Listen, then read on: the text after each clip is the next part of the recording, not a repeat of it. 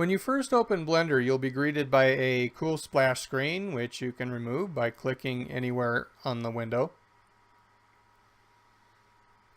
Now this is your default Blender layout.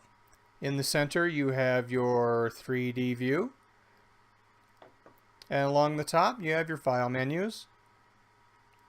And the left you have your tools panel with separate tabs. On the right side over here you have an outliner window which outlines everything in your scene.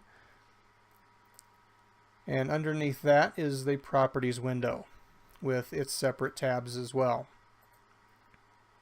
And in the bottom you have your animation timeline and animation controls. The Blender's interface is very customizable. You can create any type of layout that you need, whatever suits your workflow. Along the file menus strip at the top, there is a drop down with some preset layouts. If you're doing some animation, you might want to use this. Or if you're doing some video editing, this will work for you. But you're not stuck to that. You can even customize these preset layouts as well. Let me go back to the default. So for instance, if I wanted to split this center window into two, this little hash mark at the top of the window, if I click and drag, it splits it into two. And if I click and drag in the down direction, you'll have another window that was created.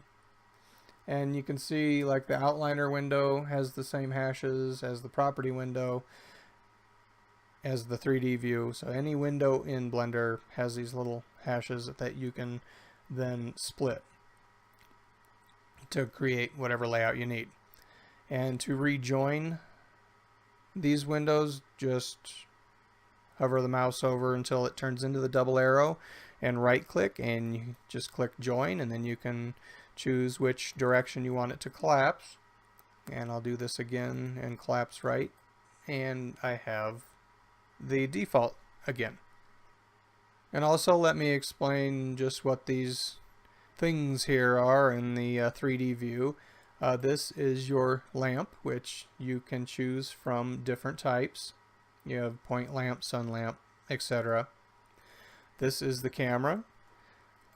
This is the default cube and its controllers, and also the grid floor. And even all of this can be customized. You can change the color of anything in Blender, the backgrounds, the buttons, the grid lines, anything. Even this orange outline can be changed to whatever color you like.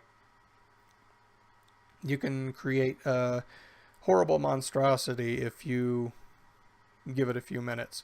So I don't want to go too much farther into the Blender interface. There's a bunch of other little tips and tricks and things within the interface that I'm still learning and that you'll learn as you go. I just don't want to overload you. So I encourage you to play with the interface, get comfortable with clicking on things and splitting windows and seeing how everything works. And just get yourself generally familiar and comfortable with it. And then we will move on to actually building our Christmas tree.